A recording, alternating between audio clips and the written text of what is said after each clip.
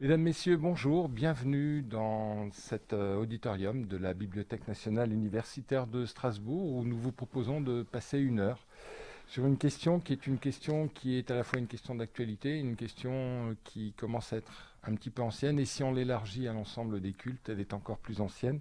C'est la question du statut pour les imams de France. Alors c'est vrai qu'aujourd'hui, les religions juives, chrétiennes semblent avoir résolu sereinement la question du statut des ministres du culte.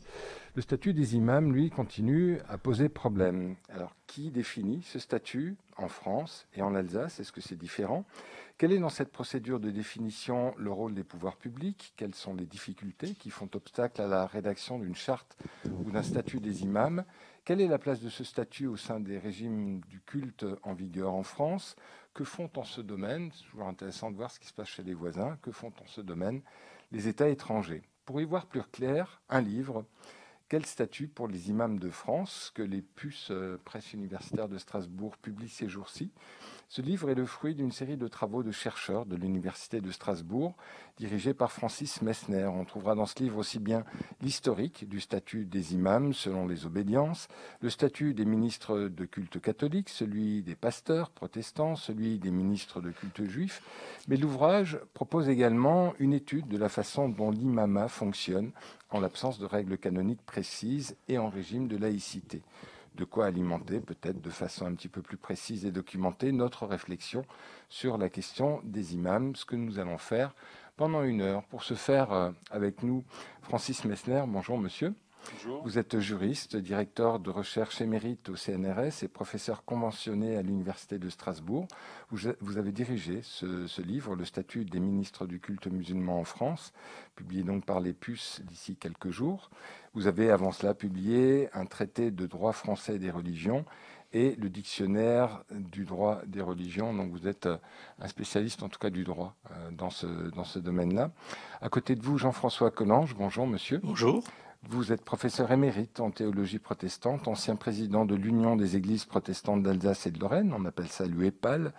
Vous êtes ancien membre de la Commission nationale consultative des droits de l'homme. Vous avez publié, vous aussi, de nombreux ouvrages, dont Théologie des droits de l'homme et La vie, quelle vie, bioéthique et protestantisme. Et vous avez eu la chance de vivre pendant votre mandat en tant que président de l'Union des Églises protestantes d'Alsace un changement profond de statut des pasteurs. Et puis, à côté de moi, Mohamed Moussaoui. Bonjour, monsieur. Bonjour. Vous êtes agrégé de mathématiques et maître de conférences à l'Université d'Avignon. Que fait-il ici? Mais il est également président du Conseil français du culte musulman. Et donc, si vous le voulez bien, on va commencer avec vous. Non pas par essayer de définir ce qu'est le statut des imams, puisque pour le moment, il n'existe pas, mais plutôt, tout simplement, quel est le rôle? Que fait l'imam? On sait que selon les obédiences et les écoles, ça peut un petit peu varier, mais si on dit que d'une façon générale, le rôle de l'imam, c'est de conduire la prière collective, est-ce qu'on a dit l'essentiel? On a dit effectivement l'essentiel, c'est un peu ce que fait aussi le prêtre, le rabbin ou le pasteur. Mais si on veut aller dans les détails, les missions de l'imam sont nombreuses. Une personne peut exercer un certain nombre de fonctions. Ça peut être aussi plusieurs personnes qui exercent des fonctions différentes et qui englobent dire, la fonction de l'imam. Donc on peut imaginer effectivement celui qui dirige les prières journalières, celui qui fait le prêche du vendredi, ça peut être une personne différente, celui qui fait l'appel à la prière, ce qu'on appelle le muazzin, celui qui fait l'enseignement religieux au sein d'une mosquée, ou celle qui fait l'enseignement. Dans une mosquée, ça peut être une femme. Donc toutes ces personnes-là sont considérées comme des cadres religieux. Et l'imam, donc celui qui dirige les prières, effectivement, c'est le symbole le plus visible, mais il peut avoir aussi toutes ces fonctions-là. Il peut être aussi un médiateur auprès des familles, accompagner les familles en difficulté, etc. Un petit peu comme le prêtre, le rabbin ou Tout le à fait. pasteur qui se rend ou se rendait dans les familles pour régler les problèmes de tous ordres d'ailleurs. Et c'est un petit peu le rôle des imams aujourd'hui. Qui choisit les imams et quelle est leur, entre guillemets, leur formation? Un prêtre, c'est quelqu'un qui a fait le séminaire, un pasteur, c'est quelqu'un qui a fait de très longues études aussi. Quelle est la formation de l'imam et qui choisit les imams? Alors en France, c'est un peu compliqué, effectivement, puisqu'il n'y a pas d'instance qui permet de de vérifier si la personne a été formée ou pas, on se base uniquement sur sa formation qu'il aurait faite soit en France ou ailleurs. Et souvent, c'est le président de l'association gestionnaire de la mosquée qui va choisir l'imam. Raison pour laquelle le Conseil français du culte musulman que je préside avait lancé il y a très longtemps déjà un chantier sur la mise en place d'un Conseil national des imams. Ce Conseil national des imams, qui a évidemment pour mission, c'est de mettre en place, si j'ose dire, un prototype de formation en contenu, des grandes lignes de cette formation, mais aussi définir une procédure d'agrément ou d'accréditation. Ce projet est en cours, il va prendre certainement beaucoup de temps, et les difficultés qu'il a connues dès sa mise en chantier montrent bien que, au-delà des cadres religieux, il y a aussi la partie organisation du culte musulman d'une manière générale, qui fait que les difficultés à avoir une instance qui permet donc de former, d'accréditer les imams, de définir leur statut dans le droit interne de la religion musulmane, et présente plusieurs difficultés. Et je dirais le Conseil français du culte musulman, lorsqu'il a été créé en 2003, il a été créé comme une structure de dialogue en fait entre fédérations. Ce n'était pas une institution d'organisation du culte. C'est un peu paradoxal de le dire, mais l'Islam de France n'a pas une institution qui organise le culte. Il a une institution, le Conseil français du culte musulman, qui organise le dialogue entre les fédérations qui le composent. Et je dirais c'est la faiblesse de cette institution. C'est le fait que ce soit un simple espace de dialogue. Donc elle ne pouvait même pas porter ce projet, puisque en 2003, il y avait une discussion large sur la possibilité de mettre une commission théologique au sein du Conseil français du culte musulman. Et ça a posé problème, notamment par les fédérations qui considéraient que le CFSM n'avait pas vocation de s'immiscer dans la formation des cadres religieux, leur accréditation, leur désignation. Raison pour laquelle aujourd'hui les fédérations maintiennent aussi le même état d'esprit, c'est-à-dire de créer une instance contrôlée par les fédérations et dans laquelle les imams ils sont en fait désignés, accrédités par les fédérations, et le Conseil national des imams ne ferait qu'une boîte d'enregistrement, chose que personnellement je m'y oppose parce que finalement ça ne changerait rien sur le statu quo.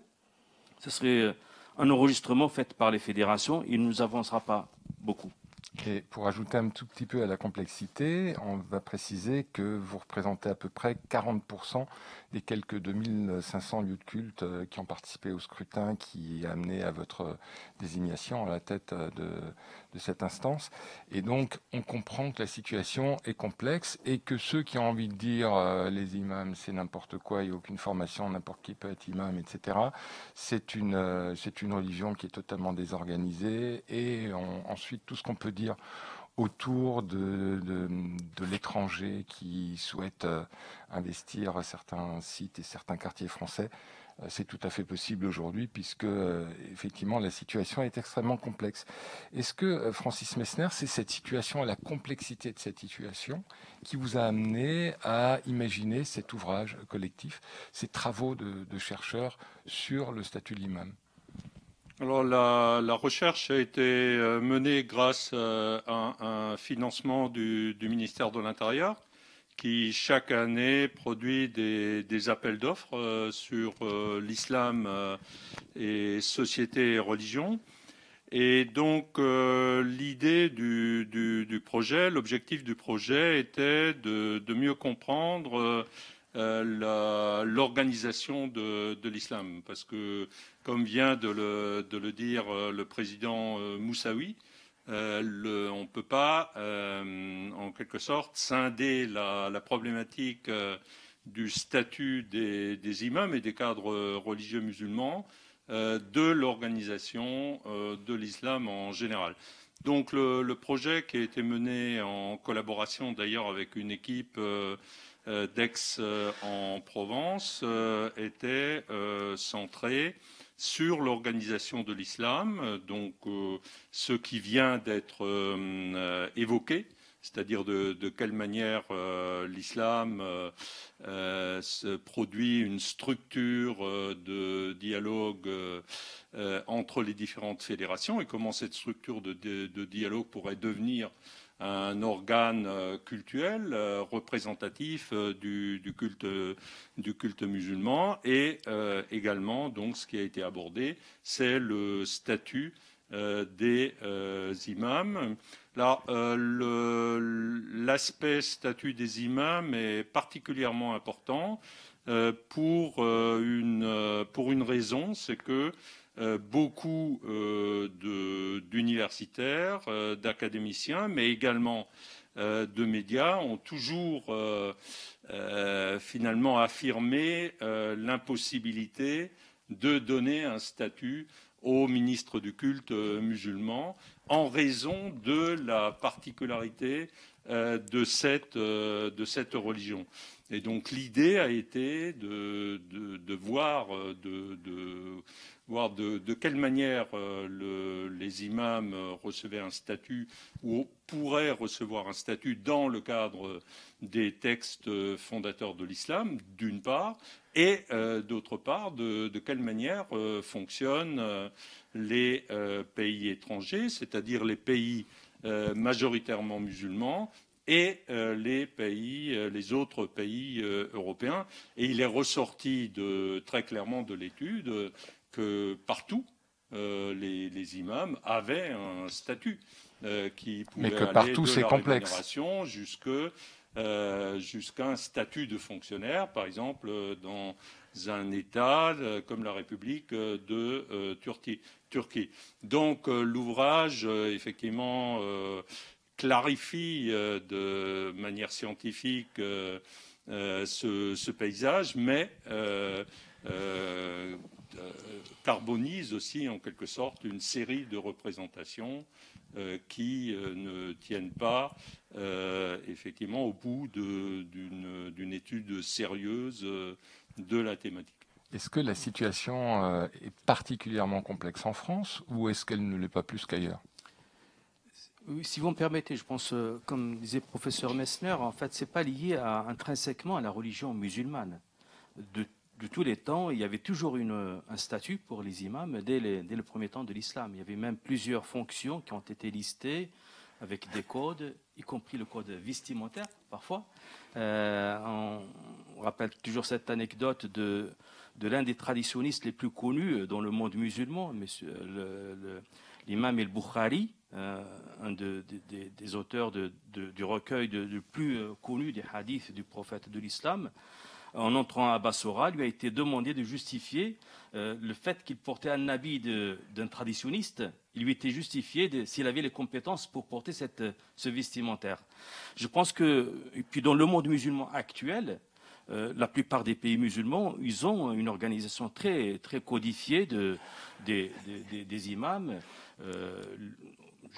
Je peux parler du Maroc que je connais très bien. Il y a donc le Conseil supérieur du Oulama qui supervise les conseils régionaux des Oulama, les conseils départementaux des Oulama. Au sein de chaque conseil départemental, il y a une commission qui se charge de l'agrément des imams, de vérification des compétences requises, une commission qui est chargée de vérifier la capacité de l'imam à psalmodier le Coran, etc. Donc il y a toute une organisation et dans lesquelles les imams apparaissent comme des fonctionnaires finalement de l'État, qui pas tout à fait, pas tout le temps, mais en général, ils sont des fonctionnaires de l'État désignés avec une fonction précise, etc. Donc ça n'est pas lié ni à l'islam, ni je dirais à l'organisation de l'islam sur les territoires d'une manière générale. Alors c'est en lié à France, quoi ? effectivement, il y a cette complexité liée au fait que, je dirais, l'organe institutionnel qui représente le culte musulman, dans un État laïque où l'État ne s'immisce pas dans l'organisation d'un culte. Donc le culte musulman, dès le départ, malheureusement, en 2003, il avait fait le choix de créer une structure légère. C'est même la phrase qui est utilisée dans l'accord cadre de 2001 entre fédérations musulmanes et les pouvoirs publics. Un cadre léger, qui veut dire tout simplement qu'il n'y a pas de commission théologique en son sein, et donc il n'y a pas d'organisme ou d'institution qui accrédite les imams. La réflexion qui se fait aujourd'hui, c'est justement de combler ce déficit Et je dirais, je l'ai écrit encore récemment, que l'organisation de l'islam par les fédérations peut-être est arrivée à son terme. D'où l'idée de repartir sur les départements, la départementalisation, c'est-à-dire que les acteurs locaux, c'est à eux de choisir leurs représentants au niveau départemental, puis régional, puis national. Dans ce cas-là, on va donner un contenu à l'instance représentative. Elle ne deviendra pas une structure légère, un espace de dialogue entre fédérations, un guichet par lequel parlent les fédérations de pouvoir public, mais une vraie institution qui a un projet d'organiser le culte musulman dans tous ses aspects, y compris l'aspect des imams. Et si on l'organise par département, il y a 90 départements, un peu plus en France, ça veut dire qu'il y aura 90 statuts et plus, 80, je ne sais plus combien, 15 statuts en France.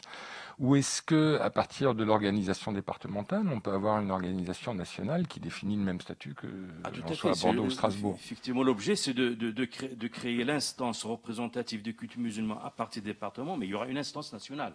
Et c'est elle qui va définir les règles, le statut interne d'un imam, comme le fait la conférence des évêques pour les prêtres, comme le fait le consistoire ou le rabbinat pour les rabbins. Je pense qu'on arrivera il est possible d'arriver à cette solution. Alors la complexité, vous parliez tout à l'heure de l'exemple marocain. A priori au Maroc, les imams marocains sont originaires du Maroc. En France, les imams français sont originaires de plein de pays différents. Il y a peut-être une rivalité. Ils sont français aussi, c'est pas... Ils sont français aussi, mais originaires de pays différents ou avec une double culture, parfois une double nationalité. Est-ce que ça contribue à la complexité aussi? Parce que moi, je suis d'origine turque. Mon islam à moi, il est un peu mieux que le tien, qui est d'origine marocaine, etc. Il doit y avoir de ça. Oui, il peut y avoir effectivement quelques ajustements à faire pour tenir compte des spécificités des origines, mais je pense qu'on est en train de construire un islam de France. Et donc cet islam de France, ce serait donc le socle commun entre tous les acteurs locaux. Et je peux vous assurer qu'au niveau départemental, au niveau local, souvent les acteurs se parlent entre eux et se comprennent entre eux. Et je pense que ça ne serait pas un frein que de construire quelque chose qui est le fait qu'il y ait des origines différentes ne serait pas un frein. Il faut noter que la plupart des musulmans de France sont d'obédience d'une école malikite et hanafite pour les Turcs. Et ces quatre écoles sunnites, d'une manière générale, elles ne diffèrent pas, en fait, elles ne divergent pas sur l'essentiel. Donc je pense que nous pouvons tenir compte du contexte français et créer une instance une instance adaptée au contexte français, ça c'est possible. Jean-François Collin. Oui, le président Messaoui vient de dire « Nous sommes en train de construire un islam de France ou en France ». Peut-être il vaudrait mieux dire fondamentalement un islam en France. Comment le construire? Et ce qui m'a particulièrement intéressé dans l'ouvrage dont nous parlons, c'est de voir comment émerge ou peut émerger une institution, je dirais presque à partir de rien. Ayant enseigné pendant une très grande partie de ma vie dans une institution qu'est l'université, ayant dirigé pendant une dizaine d'années une autre institution, mais de type religieux, finalement, je ne m'étais jamais rendu compte à ce point, puisque ce sont des institutions multiséculaires, que ce soit l'université ou que ce soit un type d'église donné. Je savais comment ça fonctionnait, je savais que c'était nécessaire et comment on pouvait faire évoluer éventuellement telle ou telle structure, mais je ne m'étais jamais rendu compte à ce point combien l'émergence, la naissance de structures au sein de collectivités déjà structurées, forcément, l'État français en l'occurrence, la nation française, l'État français en l'occurrence, combien c'était forcément nécessaire, absolument nécessaire et extrêmement compliqué. Voilà. Donc, et j'ai pris un grand plaisir, je dois le dire comme ça, à découvrir cette complexité et à travers cette découverte à voir ce qui pouvait éventuellement progresser. Et à voir peut-être ce qui, dans l'histoire des religions, pouvait d'une religion à l'autre se ressembler. Par exemple, vous êtes protestant, le protestantisme ne s'est pas installé en France comme ça. Voilà, tout le monde connaît Ravaillac, Henri IV, etc. Mais ça va même plus loin. Au XVIe siècle, la religion protestante est interdite en France de pratique. Est-ce que ça veut dire que les pasteurs disparaissent? Non, ils se font former à l'étranger. Oui, oui, l'étranger. C'est-à-dire que si on s'en tient au XVIe siècle et à la France, se constitue peu à peu. D'abord, c'est pas évident. C'est d'abord une manière de vivre le christianisme, le protestantisme, qui se met peu à peu en place, puis qui se structure en ayant des paroisses, des synodes au niveau régionaux et au niveau national. Ça s'est inscrit sur plusieurs dizaines d'années. Hein. On s'en rend plus compte. On sait que ça fonctionne. Et puis, effectivement, pour les structures de base, et quelque chose qui correspond à l'Imana, c'est les pasteurs. Et la formation des pasteurs ne pouvait pas être entreprise dans notre grand et beau pays, la France, dont le roi était catholique, fils, s'il en est, de l'Église romaine. Et donc les pasteurs sont allés se former à Genève. Voilà. Et ensuite, il faudrait voir. Je pense qu'il a fallu bien 2 siècles pour qu'une faculté de théologie réformée s'installe à Montauban. Et puis, passons. Mais on voit très bien, ça ne s'est pas fait par un claquement de doigts. Mais est-ce qu'on a dit à ce moment-là que la Suisse avait des visées politiques en France et souhaitait, d'une certaine façon, protestantiser la France? Est-ce que ce type de discours a existé? Oh, oui. C'est-à-dire que, alors si on s'en tient à la France, et ça va être un peu plus simple, à la France et à Calvin, donc aux églises réformées, et on laisse de côté les églises luthériennes qui, elles, étaient... L'Allemagne, rien que pour évoquer cela, l'Allemagne, elle n'existait pas en tant que telle au XVIe siècle. Donc en France, c'était déjà plus centralisé et plus organisé. Forcément, les Huguenots espéraient bien que la France allait devenir, comme l'Angleterre à un certain moment l'a fait, se détacher de Rome et puis prendre une forme d'autonomie. Les premiers protestants, les premiers réformés espéraient bien, et ils avaient peut-être, il faudrait interroger des historiens à ce propos, ils avaient peut-être quelques bonnes raisons de penser que le roi François Ier pourrait embrasser la foi réformée. Oui. Malheureusement, alors tout ça, si j'ose dire, capoté, toujours pour ce qui est de la France, avec la Saint-Barthélemy. Ouais. C'est-à-dire que jusqu'en 1572, les protestants, appelons-les protestants, les réformés français, pouvaient avoir l'espoir que, au moins, on leur pas forcément que le roi embrasserait leur foi, mais au moins qu'on leur laisserait une place, ce qu'a fait plus tard, en 1594, Henri IV avec l'édit de Nantes. Mais la Saint-Barthélemy les a profondément douchés. Et la Saint-Barthélemy a d'ailleurs eu des conséquences, puisque le successeur de Calvin a édicté un certain nombre de règles, dont l'une qui permettait à un protestant de tuer le roi si le roi menace l'existence de sa religion. Oui. Et ça a servi ensuite aux catholiques, cette règle. Oui, alors... on va peut-être... Enfin, c'est vous qui dirigez le débat.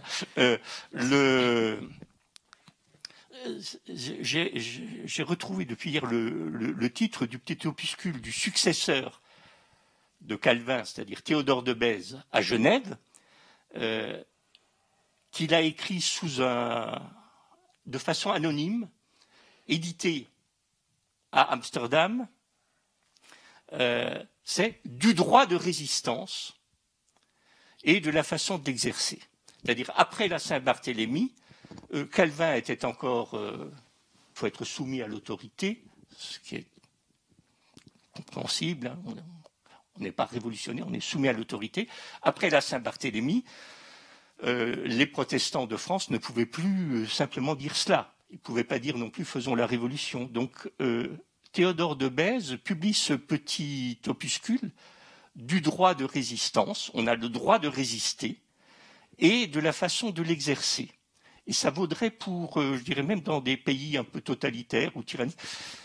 Lorsque, donc il y a 10 degrés, il distingue 10 degrés. D'abord, il faut faire des remontrances, il faut montrer, puis le prince est peut-être mal éclairé, mais lorsqu'il devient, et là les termes sont, lorsque le prince, l'autorité suprême, devient tyran manifeste, on a le droit de porter atteinte à sa vie.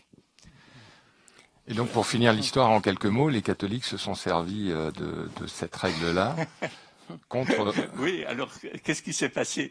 Il s'est passé que ce discours a pu être entendu pour les réformés, pour les huguenots, après 1572, donc la Saint-Barthélemy, mais 25 ans après, le bon roi Henri IV s'est bel et bien converti au catholicisme, mais il a permis la promulgation de l'édit de Nantes, donc il n'était plus question de droit de résistance.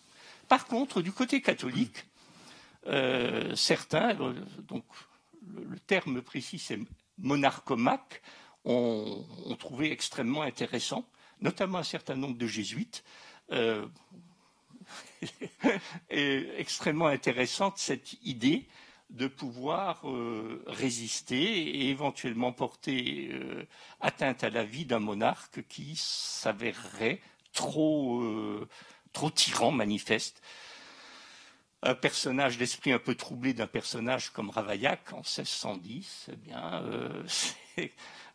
montre combien l'histoire est versatile et tragique, comment dirais-je, s'est appuyé sur les thèses des réformés pour porter atteinte au roi qui avait Henri IV. Voilà. Juste pour montrer la complexité de l'histoire. Juste un mot, puis on va revenir au livre. Je pense que la présence d'imams étrangers, il faut bien rappeler que c'était dans le cadre de conventions bilatérales entre la France et les pays concernés. Ce n'est pas quelque chose qui a été fait d'une façon anarchique. Puis, je dirais la formation aussi dans des pays étrangers, pour ne citer que le cas de la formation à l'Institut Mohamed VI à Rabat, du Maroc, ça a été aussi fait dans le cadre d'une déclaration commune signée par le ministère des Affaires étrangères français et le ministère des Affaires des Habous et des Affaires islamiques du Maroc, en présence des deux chefs d'État, M. Hollande et le roi du Maroc, Mohamed VI. Et cette formation qui était donc effectivement, c'est des jeunes Français, des jeunes Françaises qui vont se former à l'Institut Mohamed VI. Pour nous, c'était une étape provisoire qui permettrait d'avoir un certain nombre d'imams formés et de femmes morshidates, enseignantes de religion formées, qui nous permettraient d'installer sur le sol français des instituts de formation. C'est ce que nous sommes en train de faire avec le retour des quelques lauréats de cet institut. Nous avons pu mettre aujourd'hui, et ça va fonctionner très très vite, des instituts au niveau de chaque région, portés par justement ces lauréats qui ont été formés. Et puis plus tard, il y aura donc un institut à la Grande Mosquée d'Évry et à la Grande Mosquée porté par la Grande Mosquée d'Évry, un autre porté par la Grande Mosquée de Strasbourg. Et je pense que la formation des cadres religieux, peut-être on en parlera, mais pour faire un petit peu de l'histoire, je pense qu'en 1808, avec la volonté des pouvoirs publics, là on était dans une époque où les pouvoirs publics pouvaient organiser un culte, le consistoire il est né en 1808. Et la première école rabbinique, je pense qu'il est né, professeur Mesta peut-être non, pour le préciser. 1825, donc elle a été financée à partir de 1830, 1831. Alors, on va dire un quart de siècle après le CEFSEM, il a été créé en 2003. Donc c'est c'est les premières étapes d'organisation. Et vous êtes prêt à attendre quelques centaines d'années pour... On ne va pas attendre quelques centaines d'années comme vous le dites, mais je pense que les constructions de telles institutions, ça se fait effectivement dans le temps long. Absolument. Dans le temps long, on a l'impression que tout a été, que pour les protestants, les catholiques et les juifs, tout a été fait d'une manière très, très rapide. Non, je pense que l'histoire nous a montré que c'est une construction complexe qui s'intègre dans un contexte particulier. Effectivement, les musulmans de France doivent faire l'effort. Et puis, je dirais même la nature de la présence musulmane, dans les années 70, c'est plutôt des ouvriers, bâtiments, agricoles. Il n'y a pas eu les personnes qui avaient la possibilité d'organiser ou de réfléchir sur une organisation ne sont venues que tardivement, vers les années 70. Raison pour laquelle je pense que les efforts qui sont faits, j'espère qu'ils vont être couronnés du succès, mais on ne pourrait pas demander à cette religion de faire ce que les autres ont fait sur des espaces beaucoup plus longs. Oui, c'est la raison pour laquelle on parlait de l'exemple protestant tout à l'heure avec vous, Jean-François Collange. Francis Messner, quand vous avez étudié ou fait étudier le statut on va dire des imams un petit peu partout dans le monde, est-ce qu'il y a eu des surprises? Est-ce que vous vous êtes dit, tiens, là ils sont drôlement bien débrouillés? Ou est-ce qu'au contraire, vous dites, c'est très complexe, c'est compliqué partout? Non, il n'y a eu absolument aucune surprise, puisque chaque pays a trouvé des solutions en fonction de son régime des cultes. Voilà. Et donc, c'est très simple. Les Autrichiens ont étendu le régime des cultes reconnus à l'islam, avec une nouvelle loi d'ailleurs, puisque l'islam a été reconnu sous l'Empire austro-hongrois en 1912 et une nouvelle loi a été prise en 2015, Islamgesetz, pour organiser l'islam contemporain. Or, cette organisation relève du régime des cultes en Autriche, donc il n'y a absolument aucune surprise. Si on prend l'exemple de la Belgique, il en va de même. Belgique était le département des forêts. Sous la Révolution, a effectivement adopté le système des cultes reconnus qui existe toujours dans les 3 départements, et l'islam est devenu, en 1974, un culte reconnu comme les autres cultes, et comme d'ailleurs ce qu'ils appellent les humanistes ou la laïcité organisée, qui a les mêmes avantages que les cultes suite à une modification de la Constitution. Donc, de ce point de vue-là, il n'y a absolument aucune surprise. En France, effectivement, on est confronté, les pouvoirs publics sont confrontés à un problème particulier, qui est celui de l'éclatement par le biais des fédérations nationale, avec une tradition qui a été évoquée, une tradition légitime, puisqu'elle a été adossée à des conventions, qui est celle de l'envoi d'imams étrangers par un certain nombre de pays, comme par exemple l'Algérie, à peu près 150, la Turquie, à peu près 150. Le Maroc, c'est encore différent, puisqu'il existe une ligne budgétaire pour rémunérer les imams en France, pour les mosquées qui sont liées à cette fédération. Et donc le défi maintenant pour le CFCM et les CRCM, puisqu'on parle beaucoup de la départementalisation, c'est de trouver une solution très rapidement, puisque le président de la République a demandé la fin des imams détachés. Et donc il faut trouver le CFCM est confronté à 2 problèmes. Premier problème, c'est naturellement la formation de ces ministres du culte, mais ce système de formation commence à se mettre en place, et d'autre part au financement, puisque effectivement il faut trouver des ressources qui permettent de rémunérer correctement ces ministres du culte, parce qu'il existe des instituts de formation qui fonctionnent en France. J'en citerai au moins 3. L'Institut Ghazali à Paris, les 2 instituts qui relèvent des musulmans de France, à Château-Chinon et à Saint-Denis. Mais la plupart des étudiants qui sortent de ces établissements supérieurs d'enseignement privé choisissent plutôt de travailler dans l'associatif ou dans d'autres fonctions, puisque effectivement le statut des imams n'est pas suffisamment attractif. Donc il va falloir donner plus de garanties à ces personnels par le biais d'un statut et d'autre part également prévoir une rémunération et tout cela correct et tout cela est lié à l'organisation générale de l'islam parce que si effectivement cela fonctionne d'une manière éclatée, le résultat ne sera pas en rendez-vous. Je prends l'exemple de l'Église protestante unie de France. Chaque paroisse est une association cultuelle. Ces associations cultuelles sont unies dans une union d'associations cultuelles qui est le synode. Et ce synode est dirigé par un bureau exécutif qui a produit une constitution, des règlements, et qui prévoit la formation ou le statut plutôt des pasteurs sur l'ensemble du territoire français.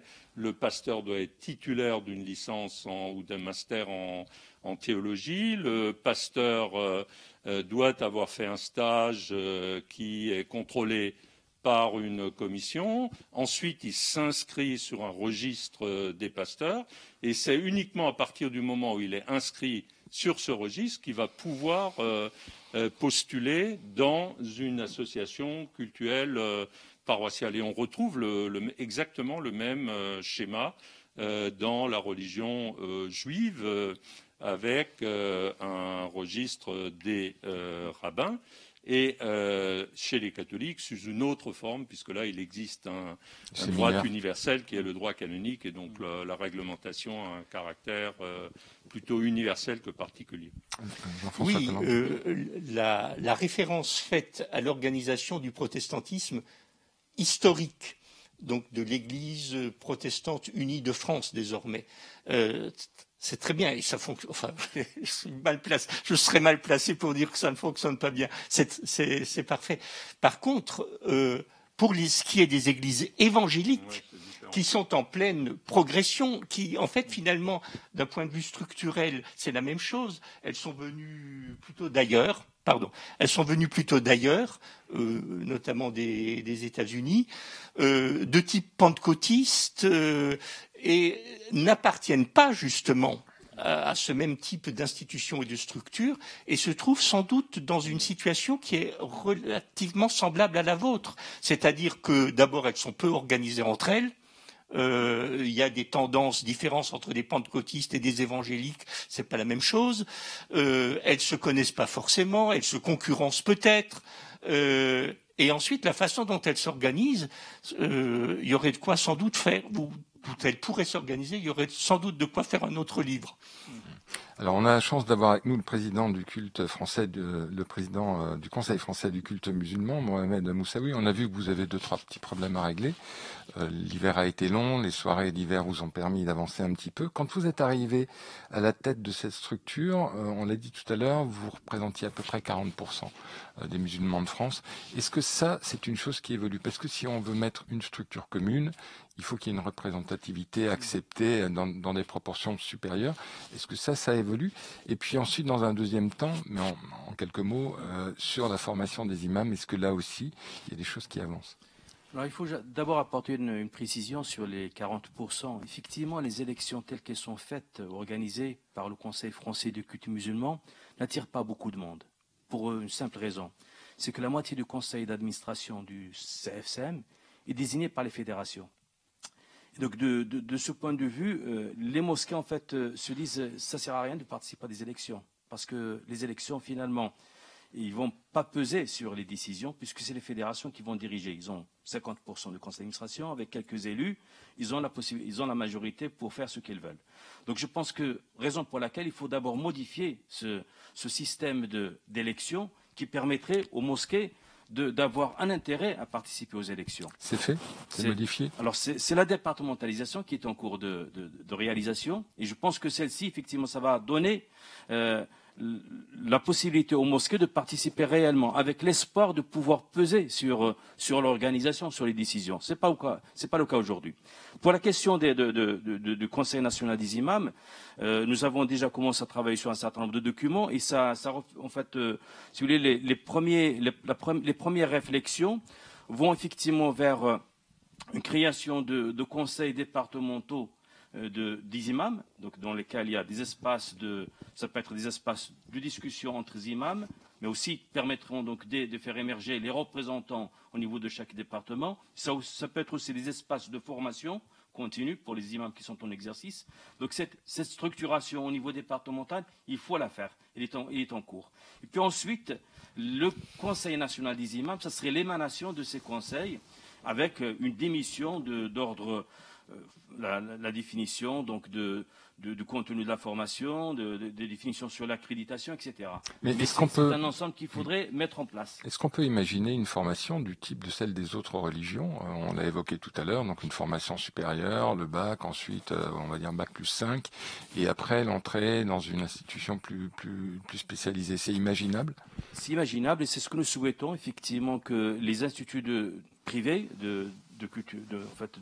portés par des fédérations ou des institutions musulmanes pour former la partie théologique, mais aussi il y a toute une partie de sciences humaines qui peuvent se faire aussi par délégation, je dirais, à l'université. Donc je pense coupler dans l'état actuel de la situation du culte musulman, avec le manque du financement, il est dans l'intérêt du culte musulman de se focaliser sur la partie théologique et puis de laisser l'université public ou privé, faire la partie profane. Et ça permettrait aussi aux étudiants inscrits dans les instituts théologiques musulmans d'avoir le statut étudiant à travers leur inscription dans les universités. Ça permettrait aussi d'attirer les meilleurs étudiants puisqu'il y a un horizon universitaire avec une licence, master, un doctorat. Et puis il y a du boulot au bout. Pour les instituts théologiques actuels. Et puis il y a un travail au bout, peut-être. Un travail au bout, effectivement, qui ne serait pas forcément limité à la fonction de l'imam, mais aussi ça peut être de l'enseignement.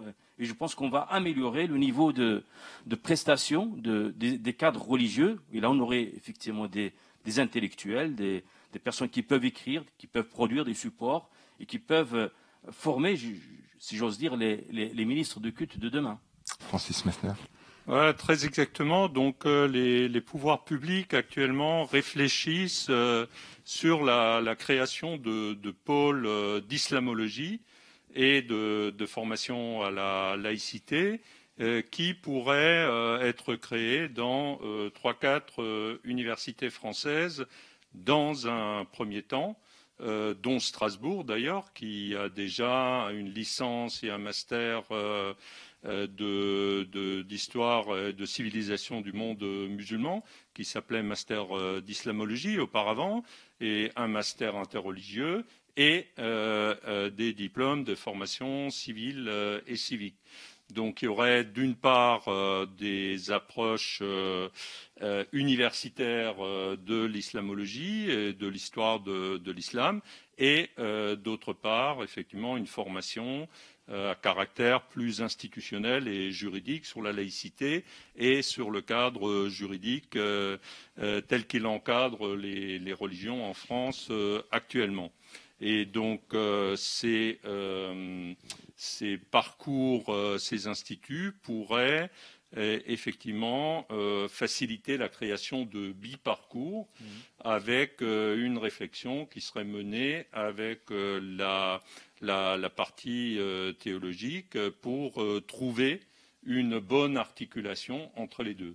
Parce qu'effectivement, on ne peut pas imaginer un enseignement universitaire qui correspond aux critères académiques et aux approches et à la méthodologie universitaire, et de l'autre côté, effectivement, un enseignement purement, disons, catéchétique qui ne pourrait absolument pas s'articuler à l'enseignement. Donc je pense que le point le plus délicat, c'est de trouver la possibilité de joindre ces deux formations qui constitueraient donc un biparcours intéressant pour les futurs cadres religieux, avec ce qu'a souligné le président Moussaoui, avec la possibilité pour les étudiants de bénéficier du statut et d'avoir ensuite des diplômes des universités publiques françaises qui sont reconnues par définition par l'État, puisque l'État en France a le monopole des grades et des diplômes, alors que pour les établissements d'enseignement supérieur privés, les diplômes ne sont pas reconnus par l'État. On l'a dit dans cet ouvrage « Quel statut pour les imams de France ?» On voyage dans le monde entier et on voit un petit peu quelle est la situation un petit peu partout, aussi bien en Europe que dans les pays musulmans, que dans d'autres pays. On est ici dans une région qui a un statut particulier au sein d'un pays qui est lui-même particulier. Est-ce que, parce que c'est quelque chose qu'on entend souvent, pourquoi les imams ne sont pas payés comme les pasteurs, comme les rabbins, comme les curés, etc. Est-ce que c'est quelque chose qui est envisageable? Vous disiez tout à l'heure la départementalisation. Est-ce qu'on peut commencer dans une région qui a un statut différent, un statut particulier qui satisfait apparemment tout le monde? Est-ce que ce serait quelque chose d'envisageable? Malheureusement, en l'état actuel des choses, non. Malheureusement. Personnellement, je pense que ce serait très bien. Mais étant l'exception alsacienne mosellane avec le concordat et les articles organiques tant pour les deux cultes protestants réformés luthériens et le culte israélite est l'objet au sein même de la République française d'attaques farouches. Et je dirais c'est presque journalier. Hein. Et le statut actuel, d'après le Conseil constitutionnel, il y a eu une attaque plus particulière en 2012-2013. Le statut actuel n'est déclaré, alors là, les termes techniques, disons, acceptables par la Constitution actuelle, qu'à condition qu'il ne bouge pas. Ce qui pose en interne, d'ailleurs, pour les trois cultes en question posent des questions d'État parce qu'on ne peut pas le faire évoluer certaines choses aussi vite et aussi profondément qu'on le voudrait, d'une part. Mais surtout, et c'est là que l'on retrouve l'ouverture à d'autres cultes ou d'autres religions, selon la loi de 1905 telle qu'elle est appliquée en France, ce qui se passe dans les 3 départements de l'Est est exceptionnel et historiquement déterminé. Donc, malheureusement, du moins telles que les choses sont dites et conçues par le Conseil constitutionnel, on va dire ça ne peut pas s'ouvrir à d'autres formes religieuses. Pourtant, ça peut bouger. Il y a quelques années, vous avez obtenu une modification substantielle du statut des pasteurs, qui étaient des fonctionnaires de catégorie C. Vous les avez fait passer en catégorie A, juste parce que vous avez demandé gentiment. Oui, mais parce que, alors là, je ne suis pas juriste, hein, et donc la question du comment dirais-je, du classement en catégorie A, B, C des assimilés fonctionnaires que sont les pasteurs et peut-être même les prêtres, les agents publics, pas des fonctionnaires. Voilà, ne relèvent même pas d'une loi.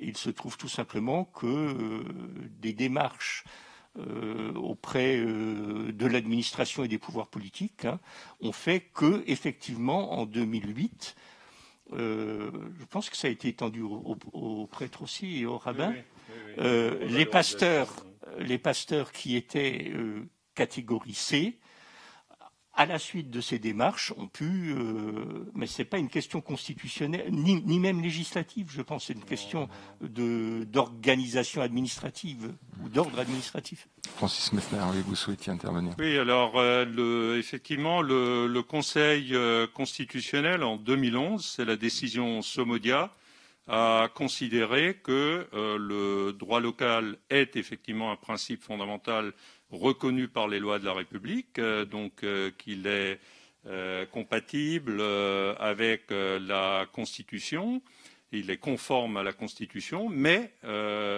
il peut être modifié, certes, il peut être supprimé également, mais il ne peut pas être modifié en tant qu'il crée des différences avec le droit général. Et à partir de là, il y a eu deux interprétations. Donc l'interprétation de la haute administration, qui est de dire on ne peut plus créer de nouvelles institutions de droit local. Par exemple, on ne peut plus reconnaître ou donner un statut à un culte ou permettre à un culte d'organiser l'enseignement religieux ou de créer une faculté de théologie. Donc ça, c'est la position de la haute administration. Par ailleurs, il y a une autre position qui est défendue par l'Institut du droit local, par le président de cet institut, qui est de dire ces institutions de droit local existent déjà, il suffit de les étendre, mais dans les faits, c'est la haute administration qui décide. Et donc, actuellement, effectivement, il y a un blocage. Il ne peut pas y avoir d'évolution en ce sens. Et d'ailleurs, les évolutions qui existent, notamment pour le financement du culte et le financement des édifices du culte, sont actuellement remises en question très clairement suite à l'affaire Eyüp du financement de la mosquée Eyüp Sultan. Donc on peut considérer qu'actuellement ce serait très difficile de reconnaître ou de donner un statut au culte musulman, sauf à imaginer une modification de la Constitution. Mais je n'ai pas l'impression qu'on est actuellement dans un contexte favorable à une telle évolution. Alors le juriste que vous êtes comprend évidemment ces arguments, mais en même temps le spécialiste des religions, est-ce qu'il comprend de la même façon ou est-ce que vous dites qu'il y a autre chose derrière ? Pour ce qui concerne le culte musulman, j'ai l'impression que le gouvernement, les pouvoirs publics essaient de régler ou d'accompagner, parce qu'on n'en a pas parlé, l'État ne peut pas intervenir, ça a été rappelé par le président Moussaoui au début, l'État ne peut pas intervenir dans tous les domaines de l'organisation, puisque l'organisation et le statut en quelque sorte religieux des ministres du culte musulman relèvent, conformément à la neutralité de l'État, au principe de neutralité de l'État et au principe de libre organisation des cultes, ce que la Cour européenne des droits de l'homme appelle l'autonomie des cultes, des religions. Et donc ce n'est pas à l'État de fixer un statut des ministres du culte, c'est au CFCM ou aux conseils départementaux du culte musulman de trouver une solution qui peut être accompagnée par les pouvoirs publics. Mais il ne peut pas y avoir d'immixtion. Et donc, ce qui est actuellement à l'œuvre, c'est de trouver une solution qui est la même sur l'ensemble du territoire français. Et donc, dans ce cadre, pour le moment, le droit local intervient en tant que les communautés musulmanes sont organisées dans le cadre de l'association inscrite à but cultuel, puisque la loi de 1901 n'a pas été introduite dans les 3 départements, mais effectivement, ce qui n'est pas à l'ordre du jour, c'est de reconnaître le culte musulman. Là, on parle du statut des imams, on parle du monde musulman en France d'une façon plus large. Est-ce que dans 10 ans, dans 15 ans, dans 20 ans, on continuera à parler de ce problème ou est-ce que, selon vous, les uns et les autres, ce sera réglé ? Les choses se seront calées, se seront mises en place. Je pense qu'il est difficile de faire des pronostics sur la durée, mais je pense que l'évolution elle est inéluctable. Je pense que les musulmans devraient s'organiser. Je pense que nous avons tous intérêt à ce que l'islam s'insère dans le paysage culturel français d'une manière harmonieuse. vous l'avez souligné le cas du droit local, mais je pense au-delà, même les églises d'avant 1905, elles sont restaurées par les collectivités, par l'État. Donc, je pense que l'histoire a fait que les cultes se sont trouvés de fait dans des situations qui ne sont pas les mêmes. Et le culte musulman, il est conscient, en fait, effectivement, de cette situation historique. Le non-subventionnement des cultes est une spécificité française aussi, parce que tous les cas qui ont été évoqués dans les Pays-Bas ou Belgique, etc., on a bien vu l'État a mis des moyens financiers pour permettre l'émergence des instituts, des organisations, etc. Il est vrai que donc, dans notre pays, le fait que l'État ne peut pas subventionner, les collectifs ne peuvent pas subventionner, encore faut-il voir si dans le cas droit local, est-ce que c'est possible. Mais je pense que c'est une réflexion qu'il faut mener. Je pense est-ce que le culte musulman, conscient de cette difficulté, je dirais, juridique, nous avons fait des propositions concrètes pour contourner, ne serait-ce que pas sur la question des immeubles de rapport, qui paraissait très simple, c'est-à-dire que donner la possibilité à des lieux de culte de posséder des biens immobiliers qu'ils peuvent acheter en fait, par acquisition par les fidèles et pouvoir les exploiter. Même cette mesure qui est très simple est difficile à faire entendre à notre législateur. Pourquoi ? C'est toujours je prends pour expliquer clairement de quoi s'agit-il. Les immeubles de rapport, c'est une mosquée elle se construit.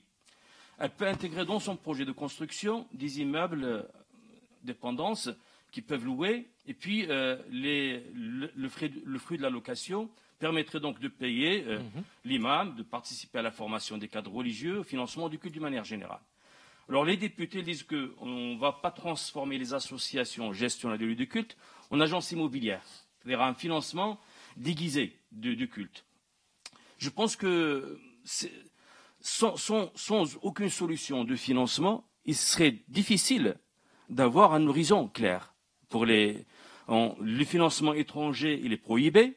En tout cas, il n'est pas prohibé pour l'instant, mais il y aura donc des contraintes tellement difficiles donc il y aura peut-être moins de financement étranger. C'est ce que nous ne souhaitons pas forcément du financement étranger. Mais s'il n'y a pas de solution française qui nous demande à cette opposition des députés ou des législateurs à ce procédé des immeubles de rapport, j'avais proposé le plafonnement. C'est-à-dire si vous voulez pas qu'il y ait un détournement de ce procédé, de ce dispositif à des fins, je dirais, lucratives, il suffit de mettre des plafonnements. Et je pense que si les pouvoirs publics ne font rien sur la partie financement, on risque effectivement de continuer à rester dans la difficulté. La formation ne se fera pas sans argent. La rémunération des imams ne sera pas faite sans argent. Si on a beau à discuter sur le statut d'un imam, mais lorsque la mosquée n'est pas capable de payer son imam, formé à Bac+5, je ne sais pas si les jeunes s'engageront à faire cette formation. Jean-François Collin. Oui, j'appuie tout à fait ces propos. À un certain niveau, l'argent est le nerf de la guerre, et sans argent, on ne peut rien faire.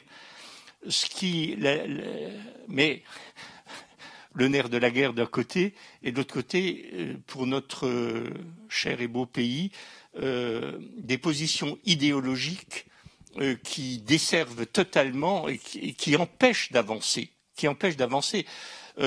Position idéologique sur la laïcité, d'une manière générale. Il faudrait qu'il n'y ait plus de religion du tout. Et puis, malheureusement, la religion musulmane, dans ce cas précis, est porteuse d'un second rejet, par certains, idéologique. Et empêtrée dans ces difficultés qui se retrouvent notamment à l'Assemblée nationale.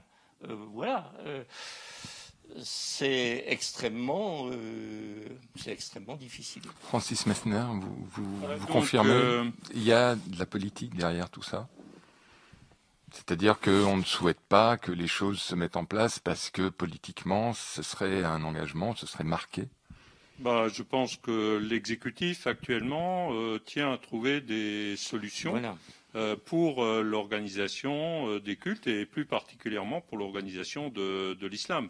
Je pense qu'on peut reprocher beaucoup de choses à l'exécutif actuellement, mais pas d'avoir la volonté de structurer l'islam. Et d'ailleurs, c'est un des objectifs du corps de la loi confortant le respect des principes de la République, puisqu'il y a une insistance, en quelque sorte indirecte, bien sûr, pour que le culte musulman soit organisé dans le cadre de la loi de 1905 et non plus dans le cadre de la loi de 1901. Donc tout est fait pour que les musulmans passent de 1901 à 1905, en sachant quand même qu'il existe un paradoxe, c'est que le CFCM et les CRCM sont statutairement, conformément à l'accord de 2001, organisés dans la loi de 2001,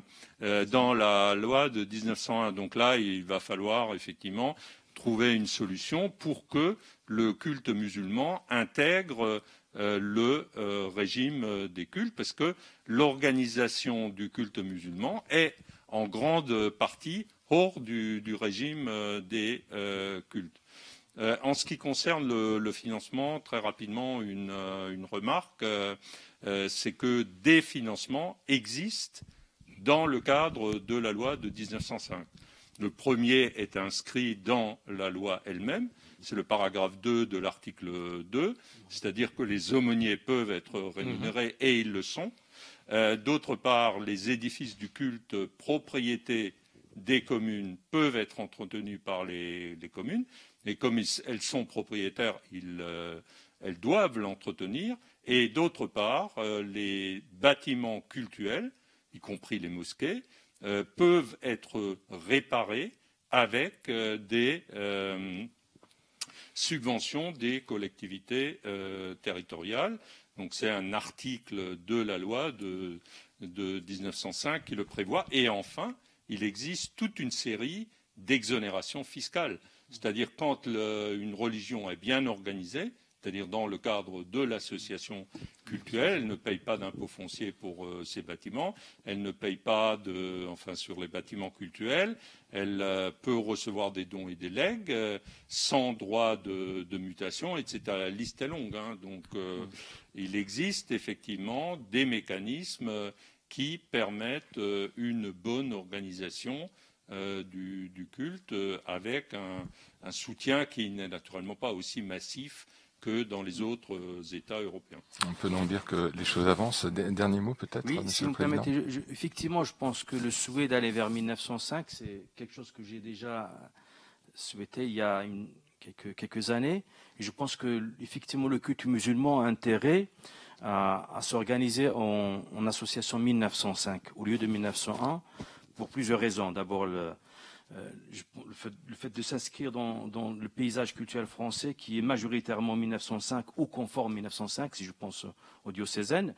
Et en même temps aussi, ça permet effectivement toutes ces avantages fiscaux qui existent en 1905. Raison pour laquelle les pouvoirs publics ont inscrit dans le projet de loi en cours la possibilité de bénéficier des immeubles de rapport, mais à mon goût, en tout cas pour le culte musulman, elle ne sera pas suffisamment bénéfique pour le culte musulman. Pourquoi? Parce qu'il y a encore une condition qui est faite que l'immeuble qui peut être exploité, il doit être obtenu par donation gratuite. Or, on sait très bien qu'aujourd'hui, la communauté musulmane, la première génération, n'est pas en mesure de faire des dons gratuits d'immeubles. Par contre, les fidèles peuvent acquérir un immeuble par souscription collective. Et je pense que le fait de supprimer cette condition de l'immeuble obtenu par donation gratuite permettrait effectivement de rendre un service au culte musulman et de rendre cette mesure attractive, qui permettrait effectivement aux associations régies en 1901 de migrer vers 1905. Parce qu'autrement, la mesure qui est faite aujourd'hui en 1905, elle est identique à celle qui existe déjà en 1901. Donc ce ne serait pas une incitation. Je ne sais pas si on a beaucoup éclairé votre lanterne. En tout cas, on vous a probablement donné une idée de la complexité de la situation. Ce sont des choses qui ne sont pas du tout simples. Si vous avez envie d'en savoir un petit peu plus, de comprendre un petit peu mieux comment ça fonctionne, vous avez un livre qui est passionnant, qui s'appelle « Quel statut pour les imams de France ?» Il sort ces jours-ci, il est publié par les presses universitaires de Strasbourg. Vous aurez plein d'exemples. C'est un livre c'est un livre de chercheurs, mais pas pour les chercheurs. Enfin, les chercheurs ont le droit de le lire aussi. Et c'est un livre qui est absolument lisible par n'importe qui s'intéresse à ce type de questions. Merci en tout cas de votre attention. Merci, messieurs, d'être venus sur ce plateau de la Bibliothèque nationale universitaire de Strasbourg et bonne journée.